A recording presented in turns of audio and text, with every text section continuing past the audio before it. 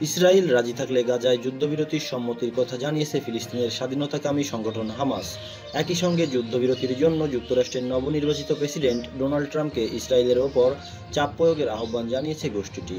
শুক্রবার বার্তা সংস্থা এএফপিকে দেয়া সাক্ষাৎকারে দোহা-ভিত্তিক রাজনৈতিক ব্যুরোর সদস্য বাসেম নাইমে কথা জানান। শুধু যুদ্ধবিরতির প্রস্তাব পেশ নয়, সিদ্ধান্তের প্রতি সম্মান দেখানো হলে গাজায় যুদ্ধবিরতিতে পৌঁছাতে প্রস্তুত হামাস। বাসেম নাইম আরও বলেন, আমরা যুক্তরাষ্ট্রের প্রশাসন ও ট্রাম্পের প্রতি ইসরায়েল আগ্রাসন বন্ধ করতে চাপ প্রয়োগের আহ্বান জানাচ্ছি। এদিকে হামাসের যুদ্ধবিরতিতে সম্মত হওয়ার ঘোষণা আসার পরও গাজায় হামলা অব্যাহত রেখেছে ইসরায়েল। শনিবার গাজার শরণার্থী শিবিরে শক্তিশালী বোমা হামলা চালায় ইসরায়েলি বাহিনী। এই ঘটনায় বেশ কয়েকজন নিহত হয়েছেন, আহত হয়েছেন আরও অনেকেই। পশ্চিম তীর খান ইউনুস সহ বিভিন্ন শহরে ইসরায়েলি সেনাবাহিনী হামলা চালায়। এছাড়া সিরিয়ার রাজধানী দামেস্কে ইসরায়েলের হামলায় ফিলিস্তিনের সশস্ত্র সংগঠন ইসলামিক জিহাদের 2 নেতা নিহত হয়েছেন। গেল বৃহস্পতিবার দামেস্কের কুদসা এলাকায় এ হামলায় চালানো হয়।